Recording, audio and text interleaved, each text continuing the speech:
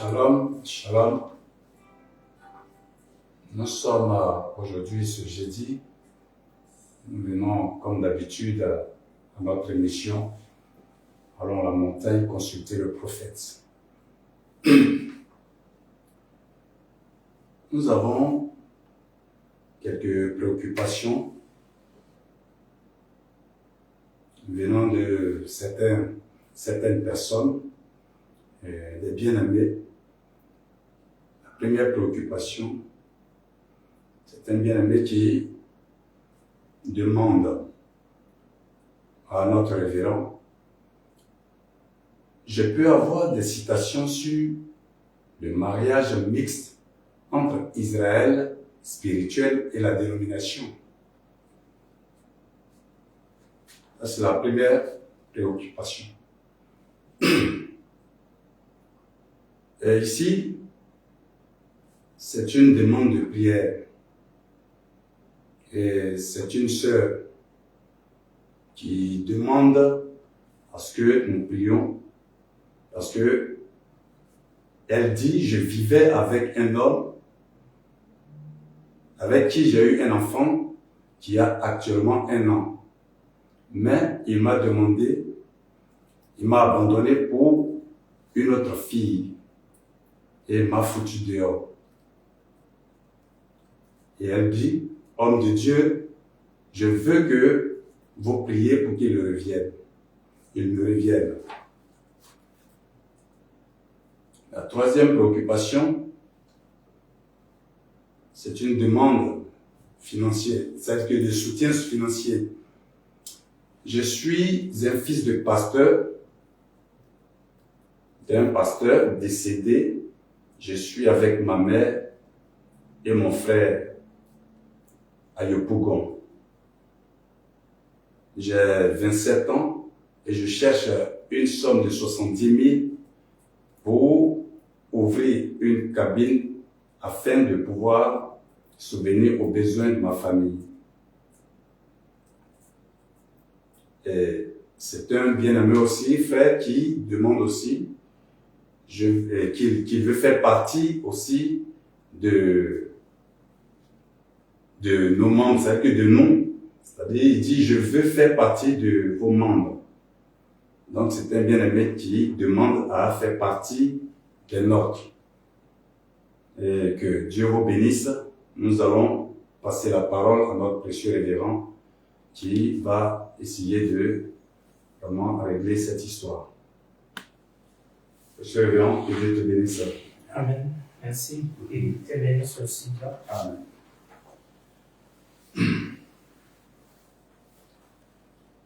Ok, pour notre bien-aimé, je vois les numéros, il y a les noms, il est à Kinshasa, RDC. Le frère a dit qu'il voulait avoir les citations sur le mariage mixte entre Israël spirituel et dénomination. Le fait que le frère ait souligné sur Israël nous amène à quelque chose. Ça nous ramène au temps de l'Ancien Testament pour voir qu'est-ce qui s'est passé avec le mariage en Israël. Parce qu'il lui parle d'Israël spirituel, c'est aujourd'hui. Israël spirituel, c'est la sémence, la promesse, fils de la sémence, les fils royaux, les fils de la sémence royale de la promesse aujourd'hui. Et les dénominations qui sont telles.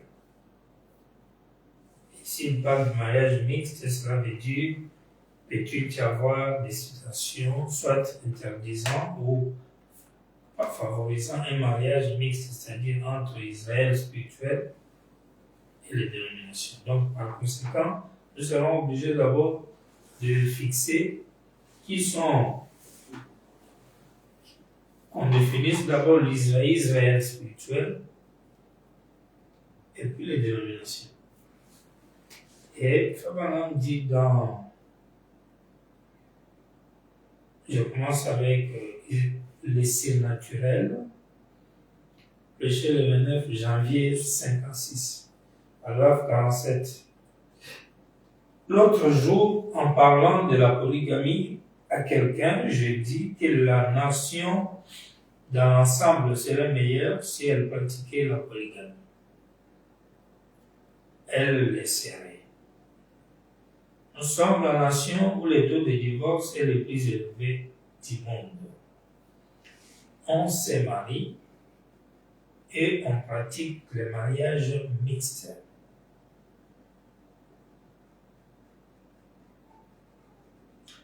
On se marie et on pratique le mariage mixte. Les femmes nous ont dit qu'aux États-Unis, ils avaient un taux très élevé de divorce. Et ils nous donnent la raison. On se marie, on pratique le mariage mixte. Parce que nous cherchons à amener les hommes du monde extérieur à s'accorder avec la doctrine chrétienne. Mais vous ne pouvez pas mettre la nature d'un agneau dans un cochon. La polygamie serait meilleure pour lui. Vous pouvez ne pas croire ça, mais Dieu considérerait la polygamie et pardonnerait beaucoup plus rapidement cela qu'il ne pourrait. Et vous pouvez continuer. Ici, le Seigneur montre que quand l'Église ou une fille de Dieu prend un homme du dehors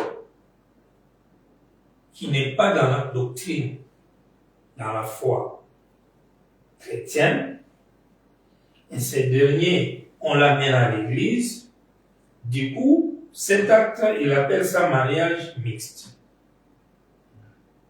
Mixte, pourquoi? Parce que c'est un mélange de deux natures différentes.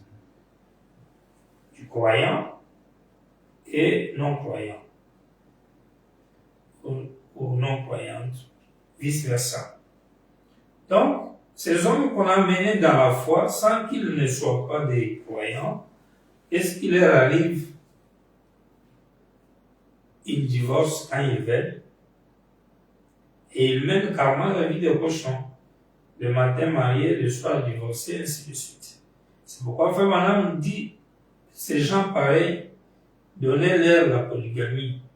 Ça va plus les aider. Plutôt qu'avoir la monogamie que nous avons aux États-Unis, justement. Mais, avec cette vie où le mariage mixte a donné comme conséquence des gens qui n'ont pas la foi, qui se marient et facilement qui divorcent. Nous savons déjà que cela ne voulait pas dire que polygamie est une vie de cochon, mais par contre, la vie de cochon, c'est quand vous prenez un croyant, vous l'amenez à l'église dans un mariage mixte, et du coup, il ne peut pas mener la vie dans la fidélité à sa conjointe. Et finalement, il divorce, il cherche autre divorce et c'est ça la vie de cochon. Vous l'avez bloqué dans un mariage avec une seule femme, mais ce qu'il fait derrière la seule femme, c'est grave. Ce sont des crimes. Voilà pourquoi Frère Branham dit Dieu aimerait, pardonnerait facilement un homme qui se présenterait devant lui avec plusieurs femmes, mais légalement marié, qui est franc, qui est fidèle à ses femmes, comme nous le voyons avec les islams et consorts, plutôt que celui-là qui en avait une seule, mais qui a tant divorcé. Ailleurs même, il dit, mais où qui courait avec les femmes des autres. Pourquoi? C'est parce que nous avons pris les gens du dehors pour le faire entrer à l'intérieur. Retenez ça. Et vous verrez combien aujourd'hui, dans le monde du message, nous faisons cette pratique-là. Prenez Élie et l'offrande de farine. Ça, c'est la première citation sur le mariage mixte que je donne aux frères.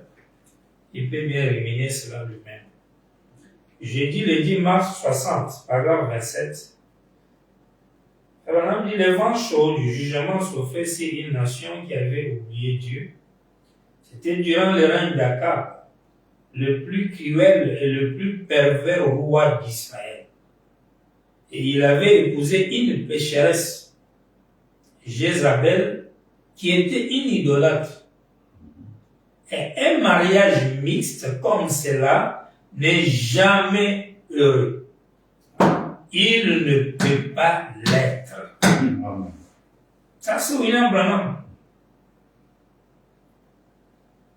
Soit la femme se rangera du côté de l'homme, soit l'homme du côté de la femme.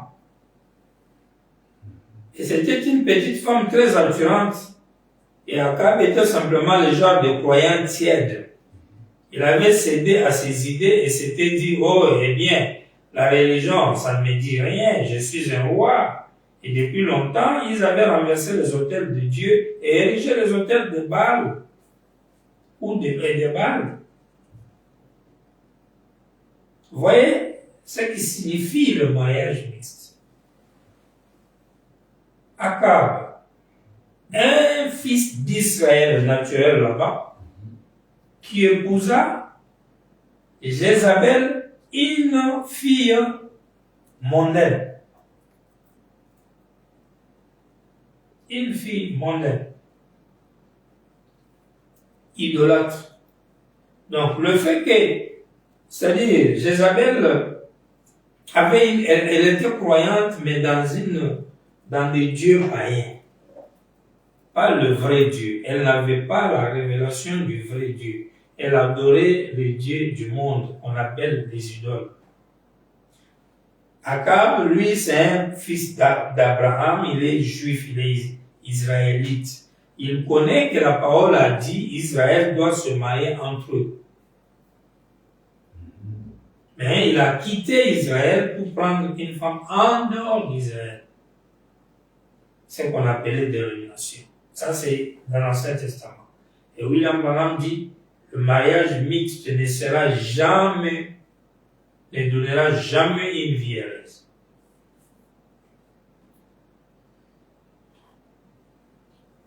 Si vous prenez l'exposé de cette heure de l'Église, page 201, les numériques ou l'électronique, je prends 202 premiers alinéas. Partout là, il parle de Nicolaïte, Balamite, tout ça. Cette histoire est relatée dans Nombre de Balaam. Il dit, or, nous savons qu'Israël était le peuple choisi de Dieu.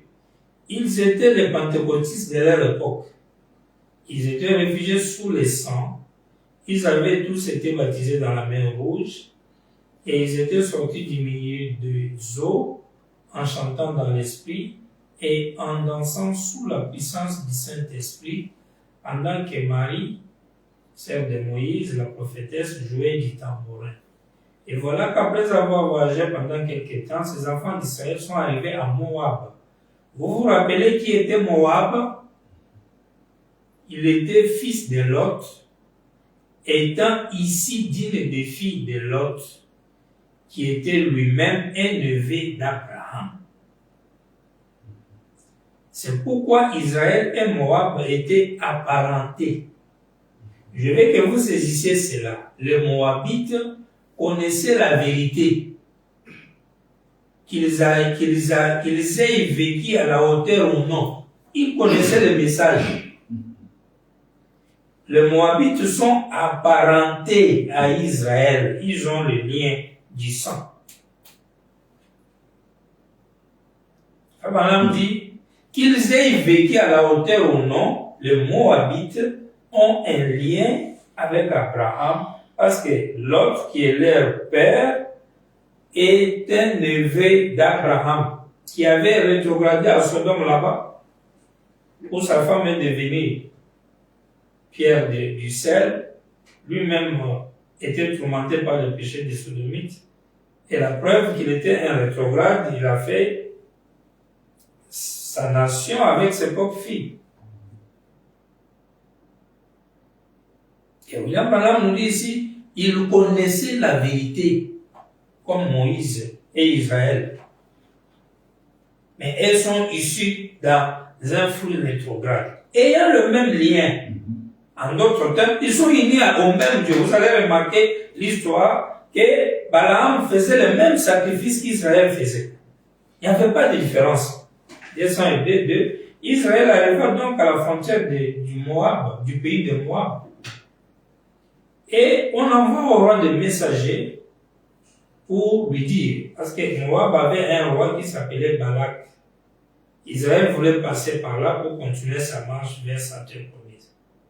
Alors ils ont demandé avant d'entrer dans le pays des gens pour éviter la guerre, il faut demander permission au roi Balak. Et ils ont dit au roi, mais on est vos frères, il faut nous laisser passer. Laissez-nous traverser votre pays. Si les gens de chez nous ou nos animaux mangent ou boivent quelque chose, nous les paierons volontiers. Mais le roi Balak était très inquiet. Le chef de ce groupe nicolaïte n'allait quand même pas autoriser le passage de cette église avec ses prodiges, ses miracles et diverses manifestations du Saint-Esprit. Le visage remplissait de la gloire de Dieu, c'était trop risqué. Il aurait pu perdre quelques-unes de ses qualités, de ses ailes. Balak refusa donc de laisser Israël traverser. En effet, la peur qui lui a inspiré était tellement grande. Il est allé louer le service d'un prophète pour lui demander d'intervenir auprès de Dieu de sa part en demandant au Tout-Puissant de maudire Israël et de le rendre impuissant. Donc, les gens réfléchissent de manière claire. C'est-à-dire, il ne pouvait pas dire non à Israël pour passer. Donc, il est coincé. Il sent que, je connais Israël. C'est nos frères. Seulement, leur mouvement, leur tout là, moi, ça marche pas. Même si on a le même rituel, tout. Même base. Mais, il va ravir mes brebis ou il va déranger mon honneur. Parce qu'Israël leur a dit, on va passer. S'il y a quelque chose de cassé là, on va payer. Mais laisse-nous juste passer la route là. Maintenant, Balak, regarde comment ce monsieur raisonne. Il se dit, non, ces gens-là, ils sont très puissants. Il faut les rendre impuissants avant qu'ils les passent ici. Alors, qu'est-ce qu'il faut faire pour qu'ils deviennent impuissants? Qu'est-ce qu'il faut faire pour qu'en passant ici, qu'ils ne nous étranglent pas? Et du coup, il s'intéresse à un prophète, Balak, pour lui dire qu'Israël veut passer ici. Moi, je veux paix. On fait comment? Je veux qu'il soit impuissant. Et le duel a commencé. Ils ont commencé à faire duel. Ça y est, faire des négociations de business. Comment on va faire? Ils ont discuté jusqu'à... Ils ont eu... la première idée va les maudire. Alors, il sait qu'on ne peut pas maudire Israël. Mais tellement c'est le roi qui lui dit, qui lui présente des honneurs, des cadeaux, il finit par dire oui, je vais aller. À cause d'argent. Et quand il arrive là-bas pour maudire, il se rend compte que ce n'est pas la malédiction qui sort, c'est la bénédiction. Parce qu'il était quand même un prophète. Mais au moins un prophète mercenaire. Oui. Parce qu'il accepte l'argent pour maudire les peuples. Et quand il fait ça, il bénit. Balak dit, mais toi encore, pourquoi tu n'as pas maudit, tu as béni? Jusqu'à ce que l'ange de Dieu est venu même devant Balaam, son animal à vie, qui a vie que non, il y a quelqu'un devant. Mais Balaam, l'argent l'a tellement vécu, lui ne voit pas l'ange devant. Mais l'animal voit l'ange. Et il commence à frapper le pauvre animal. Et pour une première fois, Dieu a laissé qu'une bête brute, sans âme, parle. Et il a parlé. Mais chef, je t'ai toujours obéi. Non? Tu ne vois pas quelqu'un devant là. Pourquoi tu le frappes? Voilà ce que l'argent peut amener un homme à devenir. Un prophète encore. Et quand cela est arrivé, vous pouvez continuer la lecture, je souhaite un peu. Il est allé dire à l'autre là, ça ne va pas pour mon Dieu là, ça ne marche pas. C'est là maintenant l'autre a dit, mais trouvons une autre formule. C'est là ils ont raisonné jusqu'à je renvoie.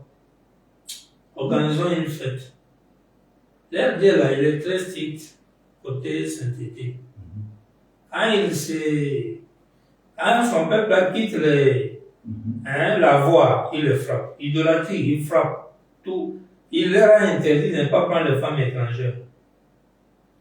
S'ils prennent des femmes étrangères, Dieu va les frapper. Il les avait frappés. Il avait frappé les gens de Noé. Donc, s'ils prennent, il va les frapper. C'est ça qui va les rendre puissants. Ah, vraie boule. Allez. Ils ont pris les filles moabites, très sexy. J'ai fait vraiment ici. Ils les ont bien habillés. Ils ont organisé une fête. Écoutez, Frère Balaam, il dit, mais Balaam, même il savait comment on devait s'approcher de Dieu, et s'il pouvait faire venir une révélation de la part du Seigneur, en étant spécialement revêtu de puissance, malgré tout cela, il était un évêque dans le groupe de faux. En effet, que faisait-il? Donc tu vois d'abord que Balaam était capable, il savait comment s'approcher de Dieu. Il savait comment s'approcher de Dieu. Il pouvait même faire venir une révélation de la part du Seigneur. En étant revêtu de la puissance de Dieu. Ça c'est Balaam. C'est pas un faux du genre qui ment les gens, non. Moïse fait cet autel, Balaam fait cet autel. Moïse met tel signe, Balaam fait tel signe. Tout ce que Moïse avait, lui aussi avait, même en religion. Moïse est issu d'Abraham, Balaam est issu aussi d'Abraham. Dans le canal du levé Lot. Donc, ce n'est pas, quand on dit dénomination étrangère, c'est comme si c'était l'opposé de Moïse. Non! Regardez comment Abraham dit. Il sait comment s'approcher de Dieu. Le vrai Dieu, pas le faux. Ouais. Le vrai Dieu, pas le faux. Il a la capacité d'avoir même une révélation venant de Dieu, avec la puissance de Dieu. Abraham dit, mais cela n'empêche, il était dans le groupe de faux. Ouais. En effet, que faisait-il maintenant pour gagner la faveur de Balak? Il concevait un plan dans lequel Dieu serait forcé de traiter avec Israël par la mort. C'est ça qui l'a rendu un grand mercenaire démoniaque, au-delà de ses révélations. Frère dit, il a fait la même chose, tout comme Satan savait qu'il pouvait séduire Ève, la faire tomber dans le péché de chair, et donc amener Dieu à appliquer la sentence de la mort qu'il avait prononcée contre le péché. De même, Balaam savait que s'il pouvait amener Israël à pécher, Dieu allait devoir traiter avec eux par la mort. Il conçoit dans un plan pour le faire venir se joindre au péché. Il leur a fait parvenir des invitations à venir à la fête de Baal Péor. Tu vois d'abord que Baal, c'est une fausse divinité. Et l'invitation, Balaam dit, venez adorer avec nous. Nous sommes tous les enfants du même Père. Vous venez d'Abraham, nous sommes des autres, l'autre est élevé à Abraham.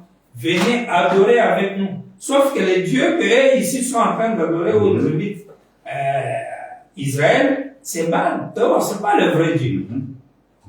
Mais le prophète Balaam qui leur parle, connaît le vrai Dieu même, il s'approche même de lui.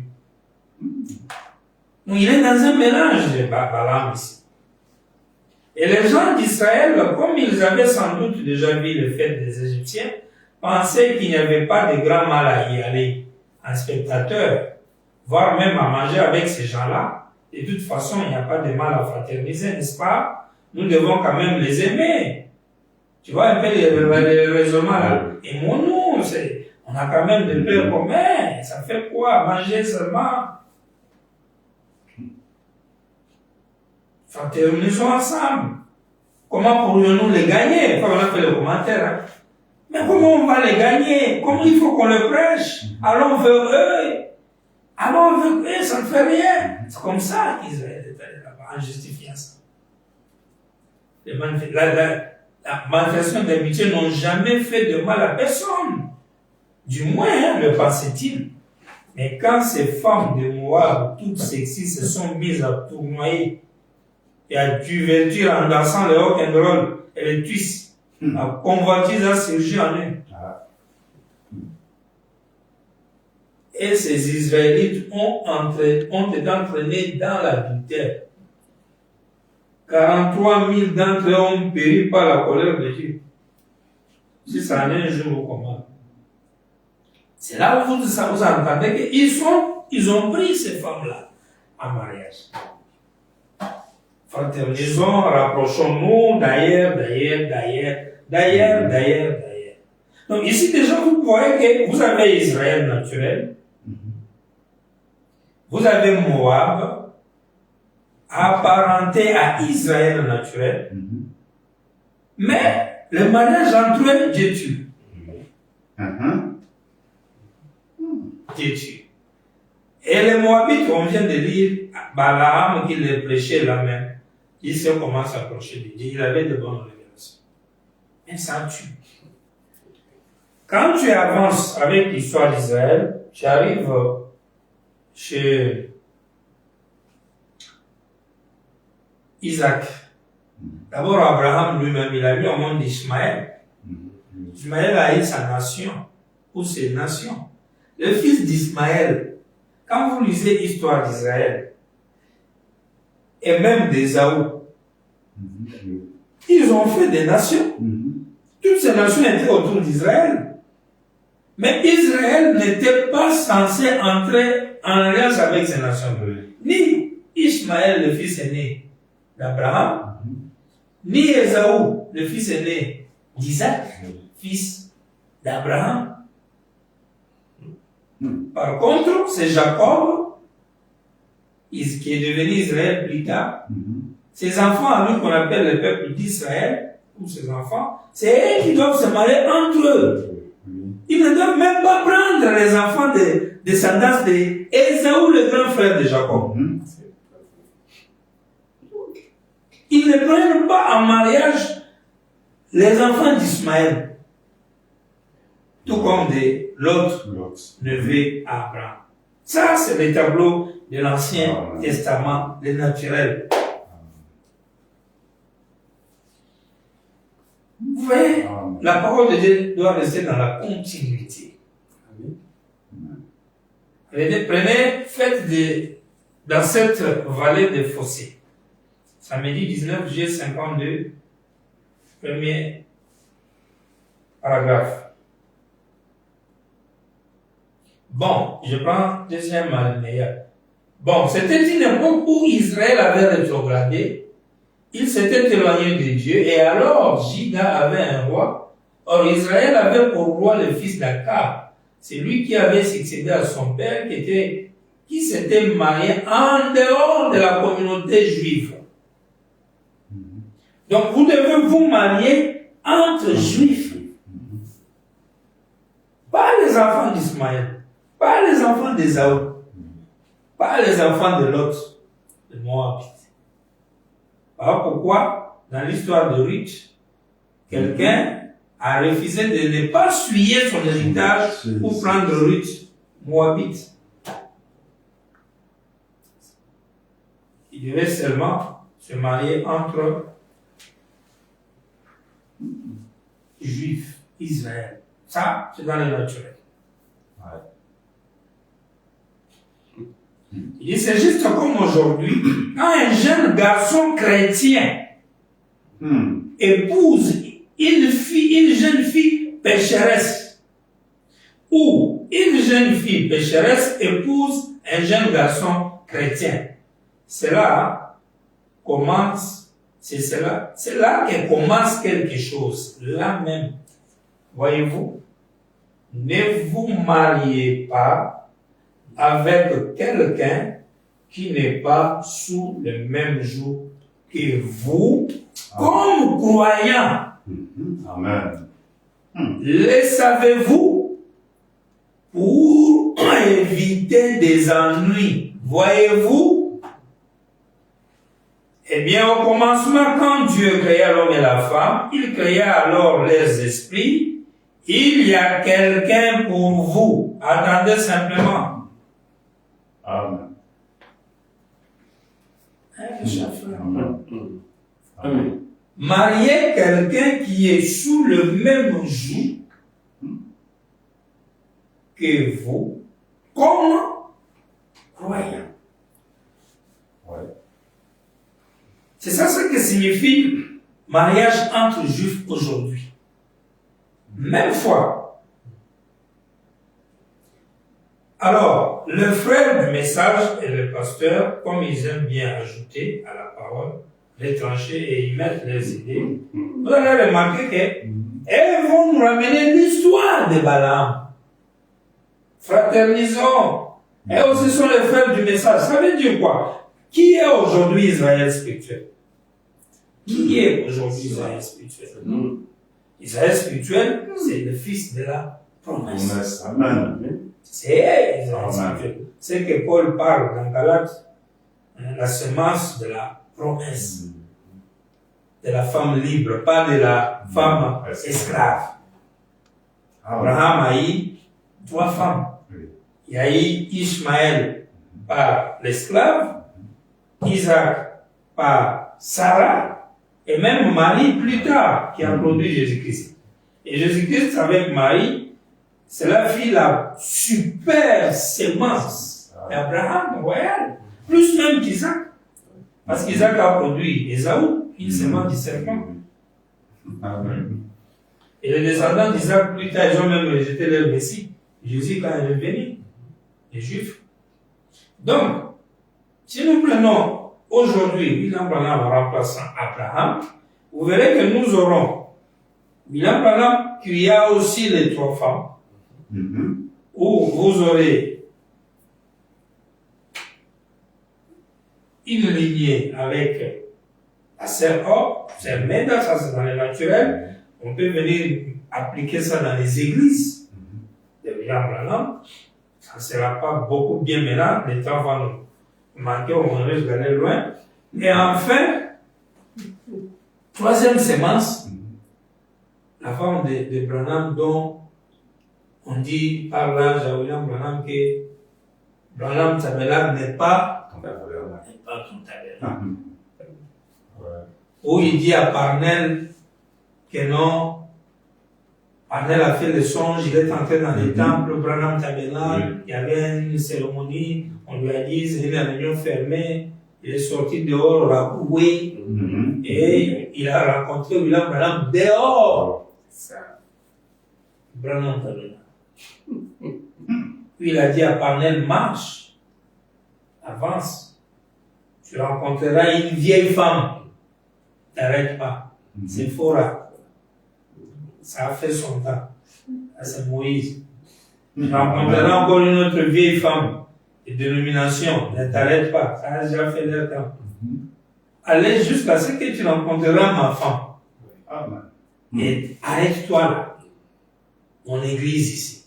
Mais je rappelle, j'ajoute, tu as dit que c'est pas l'église là qui était sa famille.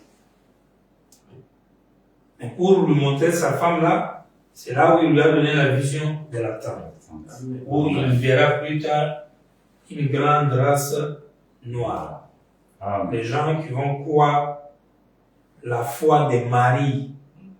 C'est-à-dire le mariage d'Abraham avec Marie sans contact physique. Mais produisant la même foi.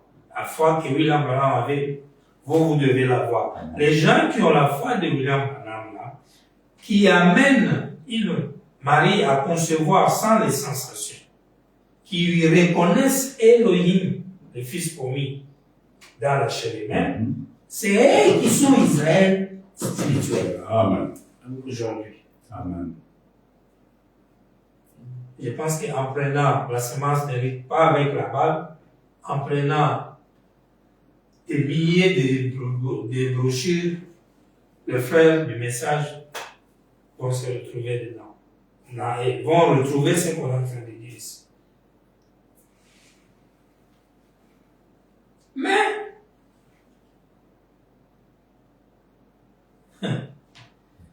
nous ne sommes pas seuls. Tout comme Israël naturel n'était pas seul. Israël naturel avait des cousins. Il y avait l'autre. il y a Ésaü à côté, il y a Ismaël à côté. Nous aussi aujourd'hui, nous avons l'ordre d'aujourd'hui. Avec ces Balaam qui prennent les révélations, qui savent s'approcher de Dieu. En plein message de Branham, là, ils sont dedans. Nous avons Ismaël, carrément en dehors, où on peut trouver le Père, le Fils et le Saint-Esprit. Puis nous aurons Ésaü. Lui est venu même dans la même lignée. Seulement il est charnel. Et il persécute la semence spirituelle. Vous voyez que si les gens aujourd'hui disent non, nous tous on est le premier message de Branham, marions-nous entre nous. Non, frère, vous devez différencier. Si vous trouvez 3 sœurs, c'est parce que le temps nous manquait. On voulait mettre des photos de 3 sœurs. Une sœur qui représente Israël spirituel, c'est-à-dire une sœur qui adore Dieu en esprit et en vérité, dans son nom nouveau. Une sœur qui reconnaît les robes blancs, le royaume de Daniel. Cette sœur-là est à part. C'est elle qui est dans Israël spirituel. Tout le tabernacle du message, les adorateurs du Seigneur Jésus-Christ, c'est vraiment prophète. La sœur qui est dedans, ça c'est la semence d'Ésaü. Et ils ont l'application charnelle des Écritures. Et puis vous aurez baptiste, presbytérien, pentecôte, parler en langue catholique, mélangé là-bas. Ça c'est Ismaël. Sans parler de Moabites, qui sont même encore graves, et les Philistins, tout ça. Voilà un peu les tableaux modernes. Et quand on veut vouloir se marier, cherche un adorateur, cherche une adoratrice, et vice-versa. N'allez pas, oh, je cherche un frère qui croit le message deuxième méthode, oh, il écoute bande, oh, il est dans ce non. Il peut écouter bande, il se enfin, même s'il est membre du Branham Tabernacle. Il est quand même un païen, quand même. Parce que ce n'est pas le fait d'être membre du Branham Tabernacle que tu vas être frère. Tu peux être membre du Branham Tabernacle, mais tu es un païen. Parce que païen, c'est un incrédule. Et la parole aujourd'hui, ce n'est pas ça. La parole aujourd'hui, c'est pas le message là. C'est pas la doctrine de Branham Tabernacle quand même. Vous verrez dimanche qu'on va aller lire ce qu'on a toujours lu, qu'on a déjà dit, montrant que c'est pas ça le message là. Israël spirituel aujourd'hui, c'est les adorateurs. Et ils doivent se marier entre eux. Quand un Balaam vient, un pasteur Balaam, dans le deuxième exode ou troisième, en train de dire aux gens, mariez-vous, ça ne fait rien. Les autres vont là, ils prennent même l'exemple de George Smith. Marie de la fille de Femaram Rebecca. Mais est-ce qu'ils savent ce que Femaram a dit sur Rebecca même avant l'accident, dans le témoignage de Sœur Sarah? Ils pensent que Femaram était content de cette affaire-là. Il a dit à Smith, va chercher le Saint-Esprit. Est-ce que le Saint-Esprit, pardon, le Saint-Esprit dont Femaram parlait à Smith, mais c'était pour Branham Tabernacle, tous les Pentecôtes et tout ça. Tous ils recevaient le baptême du Saint-Esprit. C'est leur saison. Tous ils sont à la foi. Ils avaient la même foi, pourvu qu'ils soient des protestants. Parce qu'à l'époque, c'est les catholiques qui étaient l'opposé des autres. Mais, baptême du Saint-Esprit, c'est baptisé au nom de Jésus-Christ, et du coup, tu reçois ça. Non, c'était pas grave. Et comment tu vas comparer ça à aujourd'hui? Toi, tu as vu Dieu dans la chair humaine. Son nom, William Marion Branham. Baptême, William Marion Branham. Prière, William Marion Branham. Toute la vision du message que tu as eu dans les deuxième épisode là, aujourd'hui, là, tout a changé. On peut commencer aujourd'hui là à démarteler point par point. Même façon de prier, on peut démanteler ça. Tout. On enlève ça, on enlève ici, l'habillement, oh, les conceptions même, on peut tout démanteler. Maintenant, si la chose est ainsi, comment tu iras épouser quelqu'un qui crie à un autre Dieu? Parce qu'entre celui qui prie au nom de Jésus et celui qui prie au nom de Jéhovah, il y a un qui est idolâtre. Entre les deux, là, il y a un qui est idolâtre. Maintenant, vous mélangez pour vous marier comment? Est-ce que vous avez la même foi? Oh non, nous avons la même foi, nous croyons tous le message de Abraham. Mais eux aussi croyaient tous le message de Moïse. Les Moabites croyaient le message de Moïse. C'est pourquoi ils n'ont pas refusé la porte à Israël de passer. Mais ils cherchaient comment les rendre impuissants. Et aujourd'hui, le diable utilise les gens pour rendre le peuple de Dieu impuissant en lui donnant des faux conseils. Ils disent non, on est ensemble, on est ceci, on est cela. Les autres disent aux gens, allez dans le monde, prends quelqu'un, amène-le dans la parole. La première citation, on a dit, faire dire quoi? Vous amenez les gens du dehors pour qu'ils aient la nature chrétienne. Et ça ne marche pas. Et ça donne le mariage mixte. Et après, la personne, c'est un cochon. Prenez la main de l'Éternel fit sur Élisée, péché samedi le 3 avril 54. Paragraphe 9. Notre scène de ce soir remonte à l'époque où Israël était dans sa patrie en Palestine. C'était aussitôt après une grande tragédie qui était arrivée. Juda et Israël s'étaient divisés et étaient devenus deux nations. Pour ainsi dire, Akab, le roi qui était sorti de la volonté de Dieu, en épousant une femme qui n'avait pas la foi. Même foi. Même foi. Et vous devez avoir la même doctrine. Les grandes lignes. Peut-être 2 églises ou 4, 5 églises, les églises qui ont même doctrine, mais des petits points de divergence, là, il n'y a pas de problème. Mais la grande doctrine, oui. Le premier grand principe sur lequel vous fermez les yeux pour adorer Dieu doit être idem. Et ça veut dire, vous définissez l'autre du vin de la même manière. Amen. Vous avez la révélation de son nom, vous deux, de la même manière, et vous baptisez d'eau de la même manière. Amen. Et vous définissez aussi la vie éternelle de la même manière. Vous avez le même parent rédempteur. Ces éléments-là, c'est le cœur de la doctrine. Si sur ces points-là, vous êtes ensemble, le reste, il n'y a pas de problème, même s'il y a des divergences. Oh non, nous, comme on croit à la télé, vous ne croyez pas à la télé. Non, c'est pas ça. Ce sont les débats des bébés, ça. Aujourd'hui, on a un téléphone qui fait des dégâts. Vous nous amenez les débats de télévision. Vous êtes des antiquités spirituelles. On dirait, il va un peu son façon, il fait là. Elles sont des antiquités spirituelles. Nous, on parle, on est là où on est arrivé aujourd'hui, là, les choses sont allées loin. Et il y a encore des gens aujourd'hui qui amènent les débats de télé. Télévision, là, aujourd'hui, vous avez vu qui s'assoit pour regarder la télé. Les gens sont sur le téléphone, on dort dessus, on se réveille, si vous parlez de télévision. Télévision qui a aujourd'hui 400 chaînes. Maintenant, tu vas dire quoi encore? Il y a les chaînes seulement pour les montagnes, les autres chaînes pour les arbres, les autres chaînes pour l'eau. Maintenant, vous parlez de quoi? C'est ça là qui est encore malédiction. Vous voyez que quand on est bébé là, on laisse le bébé éternellement, sans grandir, c'est pas bon. C'est pas ça les débats. C'est pas ça la sainteté. C'est pas ça dont nous parlons. Nous parlons du grand principe.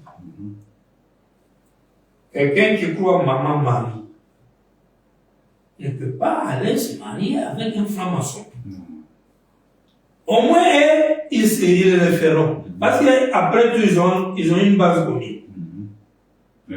Mais, qu'est-ce qu'il y a? Vous verrez même à leur niveau là, ils n'ont pas le moyen de le faire. Il y a des gens, dès qu'il apprend, il fuit en même temps. Heureusement, il fuit en même temps. L'autre est adventiste du 7e jour. Il va à l'église samedi. L'autre, il échoue à marcher. D'abord, même le nom de Dieu, l'autre a son nom, l'autre a un autre. L'autre, quand on doit le baptiser, c'est du feu. Ça ne peut pas marcher. C'est comme tu prends quelqu'un qui est dans l'islam, toi, tu es, je ne sais pas, dans le message de Branham, mais deuxième exode, et puis vous vous mariez. Alors, la maison est dirigée selon le Coran ou selon le rocher. Ah, ça va. Vous lisez quoi? Les sourates du Coran ou bien vous lisez les paragraphes? Vous conservez le bébé comment? Vous voyez? Donc, soyez sérieux dans le dossier du mariage. Israël spirituel, c'est les adorateurs. Ils doivent se marier entre eux. Si un pasteur vous dit, cherchez quelqu'un dehors, amenez-le, c'est un balam, c'est un mercenaire. C'est un mercenaire. Amen. Mais si tu croisais quelqu'un dehors, tu l'as prêché, sans l'intention même du mariage, tu ne lui as rien dit du mariage, mais une fille que tu apprécies bien, même si dans ton cœur, tu sens que tu l'aimes, mais tu ne l'as jamais parlé. Mais tu parles sur la parole, sans rien dire du mariage. Et la personne a accepté. Elle a pris l'engagement, elle s'est même baptisée. Si demain tu la maries ou tu dis que tu veux la marier, pourquoi Dieu va te juger? Parce que Dieu ne va pas te juger, oh non, pourquoi tu l'as prêché dans l'intention de la marier? Non, Dieu veut que nous prêchons les gens. C'est ça. Amen. Mais les intentions pour lesquelles on le prêche là, c'est pas ça le problème. Je le prêche pour qu'il puisse croire. Je la prêche pour qu'elle puisse devenir amie. Ou je la prêche pour qu'il me donne l'argent. C'est pas ça le grand problème. Quand Dieu allait dire à tout le monde de prêcher la bonne nouvelle, il n'a pas dit quand vous aurez une intention charnelle, non, il n'a pas dit ça. Dieu n'a pas dit ça. Mais les gens sont allés prêcher partout, mais avec beaucoup de mauvaises intentions. C'est ça.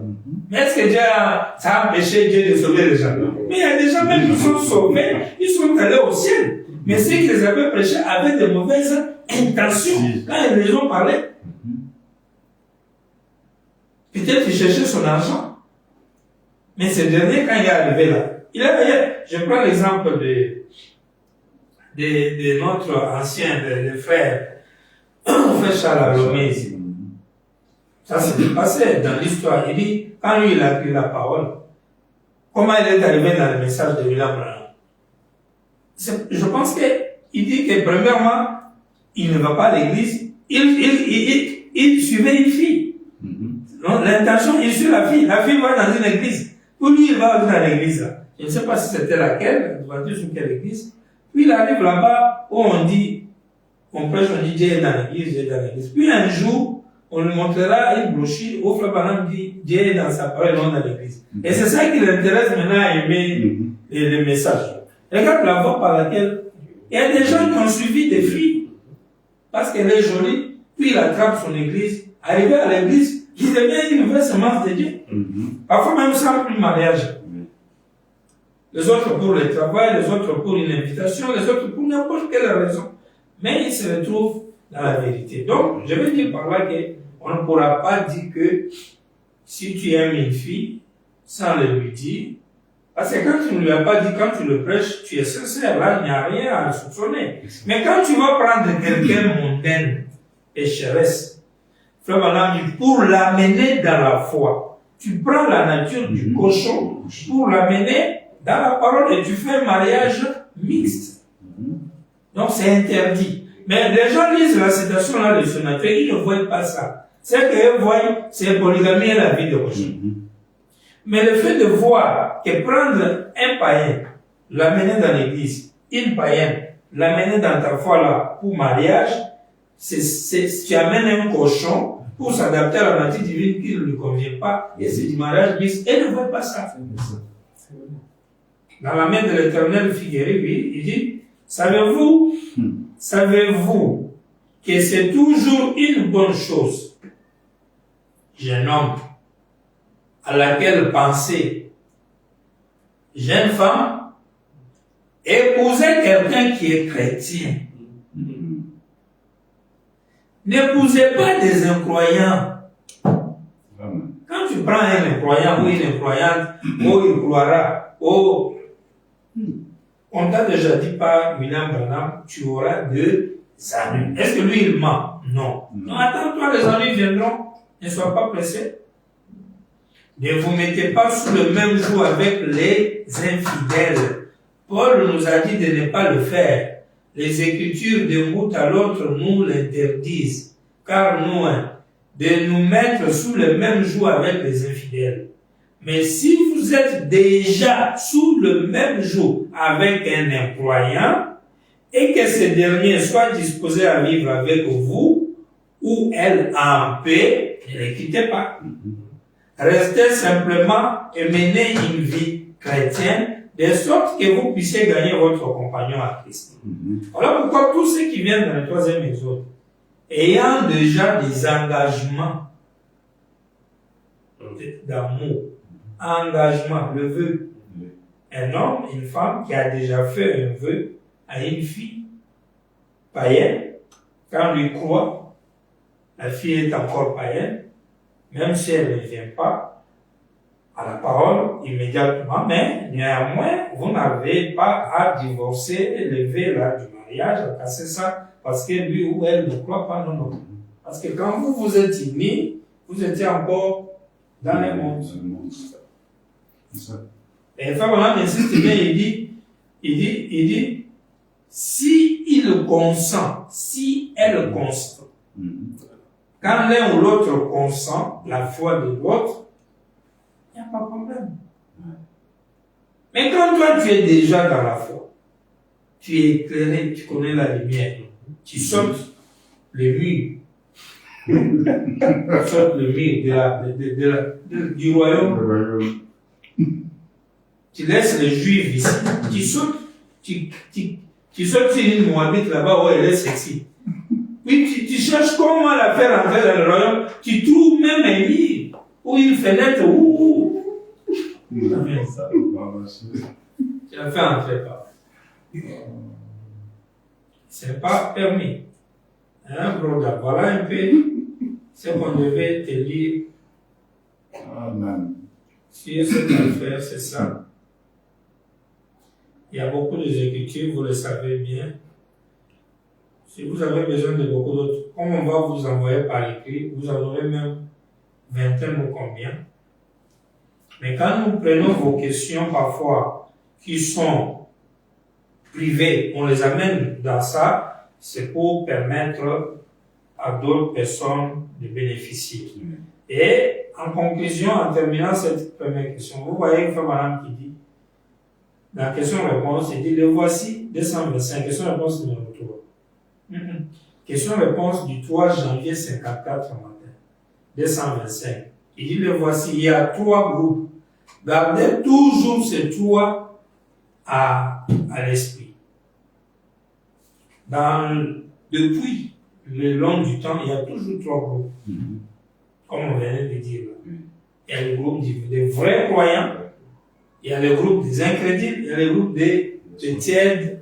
Ouais. Il y a les tièdes, il y a Prenez la prédication possédait les porteurs de l'ennemi.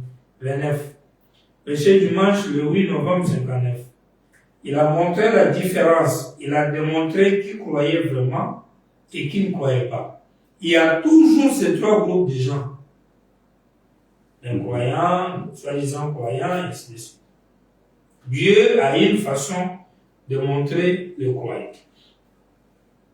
Le croyant se tient fermement à ce que Dieu a déclaré être la vérité. L'incroyant, lui, raisonne. Mais c'est nous que devons voir Jésus. Péché le 8 juillet 60, vendredi, parole 59. Nous avons toujours eu 3 catégories de gens, 3 races de gens, 3 différents groupes de gens. Suivez, il y a le pécheur sodomite qui ne voulait pas recevoir cela. Il y avait l'autre, le membre de l'église tiède, qui prêchait là à Sodome. Et il y avait Abraham, celui qui était sorti après un appel et qui était l'Élie. Ah, je me sens religieux maintenant même. Tous ceux qui sont sortis, appelés hors, ça c'est Israël spirituel. Puis il y a les tièdes, les charnels, qui ne tiennent pas compte du droit de naissance. Puis il y a les vrais mondains qui sont là-bas. Aujourd'hui, nous avons les tiers, tous ces frères du message qui ne voient pas la valeur de William Branham, qui font toutes ces confusions, sont des tièdes, sont des rétrogrades. Ils n'ont plus le message, les autres même sont des vierges folles. Ils ont un message qu'ils ne maîtrisent pas, qu'ils ne saisissent pas. Et ils ne savent même pas c'est le message de Branham ou de Jésus. Pourquoi quand ils parlent, ils vont vous dire, c'est le message de Jésus qu'il a donné à Branham. Mais là, pour Moïse, ils disent, c'est le message de Moïse. Puis ils disent, l'autre, c'était le message de Noé. Tous les prophètes, c'est leur message. Quand on arrive chez Branham, c'est de Jésus qu'il a donné à Branham. Ouais. Non. Vous voyez comment ils sont là. Quand vous prenez le sermon Un absolu, à Phoenix, le 27 janvier 63, dimanche, il dit 102, vous voyez, il y avait l'église naturelle, il y a l'église naturelle, laquelle était l'autre et son groupe. Il y avait un Billy Graham moderne là-bas, et ainsi de suite, Oral Robert et les autres, qui les appelait à sortir, qui ont accompli un miracle, qui a consisté à frapper les gens d'aveuglement, l'évangile de la croix, avec les incrédules dans les dénominations. Il y avait les sodomites. Il dit, considérez toujours les trois groupes de gens. Abraham, les sodomites et les loïtes. Les sodomites, loïtes, là, loïtes et sodomites et puis Abraham. Donc, vous verrez que quand aujourd'hui nous avons le message, nous devons avoir la pure race, semence royale, Abraham, Israël spirituel. Nous avons les enfants d'Ésaü et d'Ismaël, et Lot, Moabite, les Philistins, tous ces démons-là, ils ont beaucoup d'appellations. Donc, ces gens-là, et tous sont tout autour de la Bible. Donc, quand vous dites que non, si tu es un croyant du message tel tabernacle, par exemple, vous croyez que Jésus est déjà venu. Les autres disent que Jésus n'est pas encore venu. Vous ne savez pas que le fait seulement de dire, l'autre dit il est déjà venu, l'autre dit il n'est pas venu. Vous risquez d'avoir deux dieux différents. Parce que celui qui attend, il adore quel Dieu? Toi qui dis qu'il est déjà venu là, tu adores quel Dieu? Ce sont ces choses-là qu'il faut bien préciser avant de négliger, de banaliser et dire aux gens, quand quelqu'un croit le message de Branham, c'est votre frère, c'est votre sœur. Non, ne dites pas ça parce que les gens qu'on interdisait à Israël de marier là, ils n'étaient pas des païens au sens du fait qu'ils étaient des meurtriers, non. C'est des gens adorateurs. Seulement ils adoraient Dieu dans les fausses révélations. Et c'est ça qui faisait que Dieu ne voulait pas qu'on les marie. Voilà pourquoi Frère Branham dit, quand tu vas le faire, soit l'un deviendra ceci, l'autre, vice versa.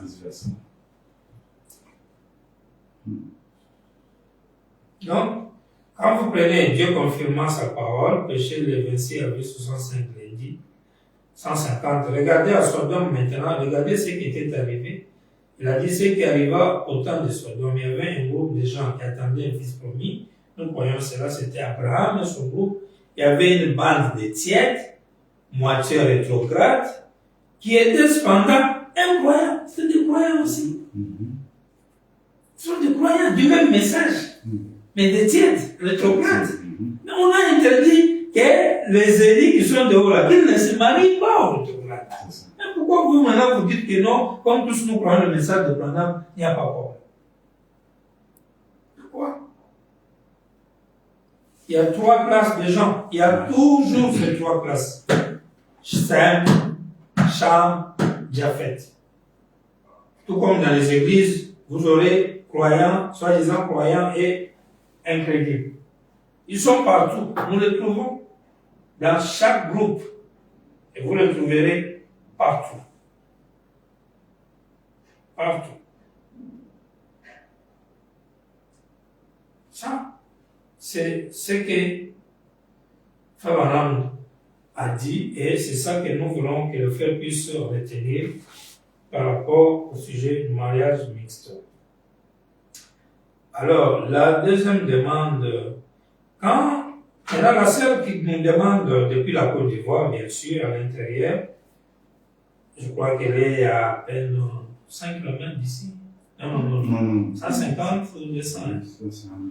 Plus de 150 à 200 km d'ici. Alors, elle dit, je pense qu'elle nous suit en ligne, je pense peut-être. Tu as demandé à ce que nous puissions prier pour toi, afin que tu puisses retrouver ton homme. Un homme avec qui vous avez vécu, et puis tu as fait un enfant avec lui, puis il t'a abandonné pour prendre une autre fille.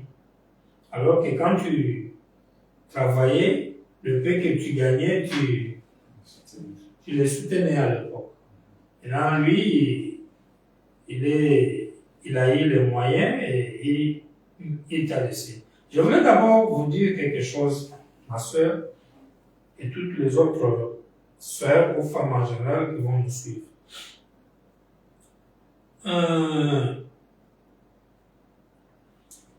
Si vous aimez un garçon et que ce dernier ne vous a pas épousé, vous ne jouissez d'aucune garantie. Alors, si déjà tu travailles en vivant en concubinage avec un homme et tu prends ton argent pour le soutenir, sache que tu es en train de faire un investissement à haut risque. Un investissement à haut risque. Tu investis dans quoi? Qui t'a dit que c'est ton mari? Il ne t'a pas épousé. Lui, il se réjouit du sexe. Il régale ton sexe. Il n'y a rien d'autre. Et dans ce cas-là, il trouve tellement du bonheur parce qu'il a les deux. Il mange le sexe gratuitement. Il engrosse. On lui fait un enfant. Lui est un grand, il est responsable. Puis, la pauvre fille se démène, trouve le peu de petits moyens, et les petits moyens là, elle vient lui donner. Et lui va te cajoler bébé. Puis après, le jour où il a ses moyens, lui-même il se dit, je dois chercher maintenant ma femme. Et il va aller la trouver, et puis toi tu seras dehors. C'est comme ça qu'ils font. Et c'est comme ça que ça se passe. Alors, si tu demandes, par exemple, en disant à Dieu mon homme, ton homme veut dire quoi? Pourquoi il est ton homme? Il est ton homme comment? Et quand on demande à Dieu, est-ce que tu penses que Dieu peut écouter une prière qu'on lui demande à ce qu'un homme puisse venir vivre avec toi alors que vous n'avez pas de mariage? C'est-à-dire le concubinage? Non. Tout ce qui est contraire à la parole de Dieu, Dieu ne le soutient pas. Dieu ne fait pas de favoritisme. Alors, qu'est-ce qu'il faut faire? Des gens pareils, il faut l'oublier. Il ne faut pas chercher de prière pour qu'ils reviennent vers toi. Il est allé ailleurs, il est avec quelqu'un d'autre. Prends ton enfant avec lui. Si tu n'as pas, toi, des moyens, et que lui a, lui, les moyens, donne-lui l'enfant. Que lui puisse élever son enfant avec sa nouvelle femme. Toi, en tant que jeune femme, oublie-les, continue de faire ton travail, approche-toi de la parole de Dieu, écoute les enseignements, pas les nôtres, si tu le veux bien, ou ailleurs, je ne sais pas, et puis un homme va te marier. Oublie la vie là, c'était le concubinage, c'est une étape où toi tu as investi dans le vide. Et toute autre femme qui fait ça, laissez de faire ça. Sinon, à la fin, tu seras plus bête. Tu verras que tu t'es rendu simplement bête. On a joué de toi. C'est pas bon. Ne fais pas ça. Donc, ne considérez jamais un homme qui te dit je t'aime, s'il n'a pas eu le courage de venir chez vous, voir tes parents, leur parler de son amour envers toi, s'il n'a pas le courage d'aller devant l'État, signer un document, prouver que je prends cette femme en mariage, s'il n'a pas le courage d'aller devant Dieu, lever sa main et jurer qu'il t'aime, mais oubliez son amour là, c'est ce que vous appelez amour là, c'est les impulsions sexuelles. C'est pas l'amour. C'est les envies, c'est les plaisirs sexuels que vous appelez l'amour. Ça vous monte jusqu'à vous sentez bien brûler ton sein. Oubliez ça, il n'y a pas amour dans ça. Ce sont des aventures. Il n'y a pas amour dans ça. Et les filles sont comme ça, mais elles-mêmes commencent à élever les enfants. Les autres n'ont rien, les autres vont essayer de vendre un peu des fruits, marcher sous le grand soleil, on le voit dehors là, les autres avec quelques papiers, les autres avec certains trucs, et tout ce qu'ils essaient de vendre là, pour nourrir les pauvres enfants, et les gars là, est quelque part en train d'embrasser les autres. Les trompant encore bébé, il embrasse ici, là-bas. Parce qu'une maman, elle a fait 9 mois, avec cette charge-là, elle a du mal à voir l'enfant là partir. Du coup, elle va vouloir dire mon bébé. Mais l'homme, lui, il n'est pas dedans. L'enfant a mangé, il n'a pas mangé. Il est malade, lui, il n'est pas malade. Lui, il est là. Il est en réaction pour coucher une autre. Et c'est ça la continuité. Et ça, ce sont des gens qui sont maudits dans ce que la Bible appelle une génération méchante et adultère. Qui demande des signes à Dieu. On ne vous donnera aucun autre signe. Sinon, les signes de la résurrection, Dieu dans la chair humaine. C'est ça le signe qu'on va vous donner. Pour vous juger. Donc, le fait que Dieu s'est marié et qu'il a fait le rapport se fait, ça va vous scandaliser. C'est ça qu'il vous faut. C'est ça. Amen. Dieu avait raison. Vous avez refusé ce qui était propre. Il est venu, jamais vous ne l'avez pas cru. Vous l'avez crucifié. Maintenant, alors, qu'est-ce que vous voulez? Il vient dans une formule où vous allez bien mourir.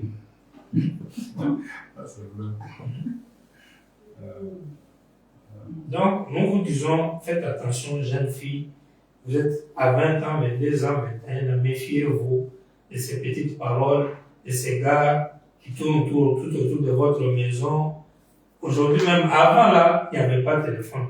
Pour draguer les filles, c'est la venue de la fille, on monte, on descend 8 fois jusqu'à, par chance, elle va sortir, va te voir. Tu n'as pas le courage d'entrer dedans, tu ne fais que passer, tu regardes, tu es dans un coin, tu fais comme ça. Parce qu'il n'y avait pas ce téléphone. Aujourd'hui, il y a un téléphone. Donc la fille est assise devant son papa pendant qu'il y a quelque cause. On est en train de la draguer ou quelque chose avec le gars. Hein? Et vous suivez ça, la nuit, vous ne dormez pas jusqu'à des heures, bébé. Quand les ennuis vous dépassent, on vous prend et puis demain, les grossesses vont venir. Et après, les gars, aller ailleurs. Et ce ne sont pas vos hommes, ce sont vos concubins. Il faut les oublier, laisser la vie là, se donner à Dieu et puis avoir un mariage. Et vous, les hommes qui faites ça aux filles, sachez que vous êtes déjà jugés. Et votre sentence sera grave. Vous allez payer très cher. Et la deuxième préoccupation ici, d'un frère, ici à Abidjan, il dit qu'il est un garçon qui a vraiment besoin d'aide financière. Alors pour nous, nous pensons ceci. Enfant de quartier ou non, croyant membre de notre église ou non, nous sommes une église qui peut aider quelqu'un financièrement à investir ou à faire quelque chose. Mais comme les banques le font, vous ne pouvez pas aider quelqu'un que vous ne connaissez pas. Surtout quand il s'agit de l'aide financière. Quand il s'agit de l'aide financière, je pense que la meilleure chose à faire, c'est d'approcher l'église. Venir les voir en physique, adorer avec eux, visiter les bureaux, les diacres, poser avec les diacres, présenter toutes les difficultés, et vous allez avoir des questions-réponses pour certaines petites précisions, certains détails. Et du coup, quand la demande est faite, elle sera même faite par écrit. Et puis, le bureau de l'église va étudier ça, le pasteur, tout ça, quand c'est validé, alors l'église peut aider quelqu'un à faire son travail. Parce que le bureau a vraiment vu que la personne a un programme, veut investir et que c'est sérieux et il peut s'en sortir. Et là, ils peuvent lui trouver cette aide pour son investissement. Au niveau de la distance comme ça, ça ne pourra pas être très bien. Donc, je pense que c'est mieux de vous approcher. Et nos services vont vous écrire dans ce sens-là aussi. Pour le camarade qui a dit qu'il veut faire partie de nos membres, frère Mathieu Kofi, nous sommes flattés par ça. Nous sommes impatients de te voir. Viens vite. Nous allons te baptiser. Nous voulons des membres. Nous les cherchons. C'est pourquoi nous sommes là. Nous voulons avoir encore beaucoup de membres. C'est pourquoi on va mettre l'église à Yopougon. Il y a beaucoup de gens. Pour qu'on ait même 200 adorateurs à Abidjan, même 300. C'est pas mal. Voilà. Mais on sait aussi que si vous avez plus de gens, c'est plus de problèmes. C'est plus de dossiers. Donc, mais au moins, l'église du 3e exode, c'est la minorité. Mais la minorité, là aussi, c'est pas mal si c'est 200, 300. Donc, cher bien-aimé, il faut venir à l'église, nos programmes, nos pages pour l'abonnement. Nous nous excusons pour les YouTube. Nous avons un souci. Ça va être réglé au plus tard d'ici lundi, mardi. Et puis, nous allons mettre à jour beaucoup de sermons, peut-être 4 presque, qui ne sont pas mis sur YouTube. Au reste, nous vous remercions, nous croyons que vous nous avez suivis et nous serons toujours dispo à partager la parole avec vous, à la chaire, à l'église, pour les cultes des dimanches, dans les éclairages ici dans notre bureau, par rapport à une série des enseignements, à la répétition d'un enseignement quand il y a besoin. Là, c'est le mercredi qu'on peut faire ça. On peut faire aussi un culte en ligne pour la prière et notre émission de jeudi qui est toujours là. Alors, merci. À mon niveau, j'ai fini. Les contacts qu'on vous donne toujours. Vous pouvez voir ça aussi sur nos pages. Jacques, j'ai fini. Il a à dire, qu'est-ce que tu as eu sur le papier là? C'est une question ou bien? Non, c'est une question. D'accord. Donc voilà pour moi. Vraiment, que Dieu bénisse notre précieux révérend. Parce que vraiment, il est là, Dieu l'a envoyé ici en Côte d'Ivoire précisément pour nous aider. Et Dieu ne fait rien pour rien. Et aujourd'hui, il y a des gens qui ont des préoccupations. Et tous cela, ils sont là, ils sont dans les églises, tout ça, ils souffrent. Mais Dieu n'a jamais laissé ses enfants. Pendant que ses enfants sont à l'intérieur, il fera tout son possible pour les faire sortir de cet emprisonnement. Que Dieu vous bénisse, soyez toujours connectés et suivez-nous. Nous serons toujours là les jeudis et que le Seigneur vous bénisse.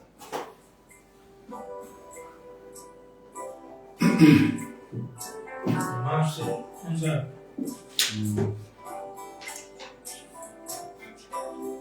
Donc le dimanche, nous avons notre culte à 11h GMT. Donc pour ceux qui sont disponibles, qui puissent vraiment nous suivre et cela vous fera du bien.